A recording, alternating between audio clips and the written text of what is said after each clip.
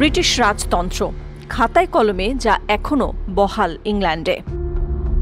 লন্ডনের বাকিংহাম প্যালেসের প্রয়াত রানী এলিজাবেথ থেকে তার বংশধররা সকলে কোনো না কোনো সময় রাজতন্ত্রের সুবিধা অসুবিধা টের পেয়েছেন।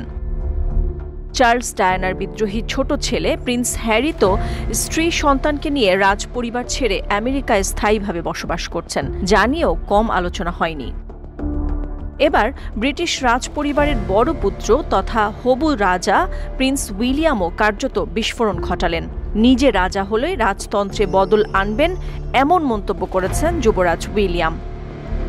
সম্প্রতি উইন্ডসর ক্যাসেলে প্রিন্স উইলিয়ামের একটি সাক্ষাৎকার নেন অভিনেতা Eugene Levy. Apple TV Plus show The Reluctant ট্রাভেলারের জন্য এই সাক্ষাৎকারটি নেওয়া হয়।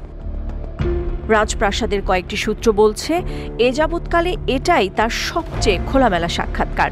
মন খোলা আলাপের এক পর্যায়ে ইউজিন জানতে চান, ভবিষ্যতে রাজা হলে যুবরাজ উইলিয়াম কি করবেন।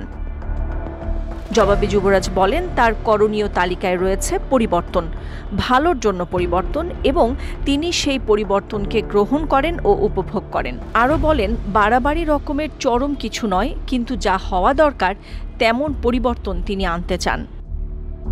এ যেন মা প্রিন্সেস ডায়ানার প্রতিচ্ছবি। প্রিন্সেস ডায়ানা ছিলেন বিশ্ববাসীর হৃদয়ের রানী। বিয়ের পর থেকে মৃত্যু পর্যন্ত লড়াই করেছেন রাজপরিবারের নানা প্রতিবন্ধকতা ও বাড়াবাড়ি নিয়ে।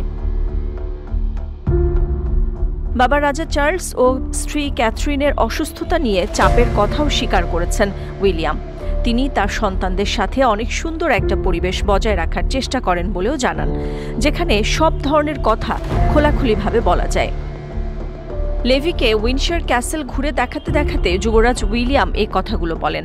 উপস্থাপকের প্রশংসা করে বলেন, তিনি বারবার আমেরিকান পাই সিনেমাগুলোর ভক্ত। উচ্ছৃঙ্খল আমোদে ভরপুর বয়ঃসন্ধিকাল নিয়ে তৈরি এই ছবিগুলোতে লেভিকে দেখা যায় এক উৎপীড়িত ধৈর্যশীল বাবার ভূমিকায়। প্রাসাদের সবচেয়ে অভিজাত কিছু কামরা ঘোরার সময় যুবরাজ উইলিয়াম তার পারিবারিক ইতিহাস নিয়েও কথা বলেন। তিনি মনে করেন, মানুষ যদি সতর্ক না হয় তাহলে ইতিহাস তার উপর সত্যি বোঝার মতো চেপে বসতে পারে, নোঙর হয়ে বেঁধে রাখতে পারে। তিনি আরও মনে করেন, বর্তমানকালে বাঁচাটাই জরুরি।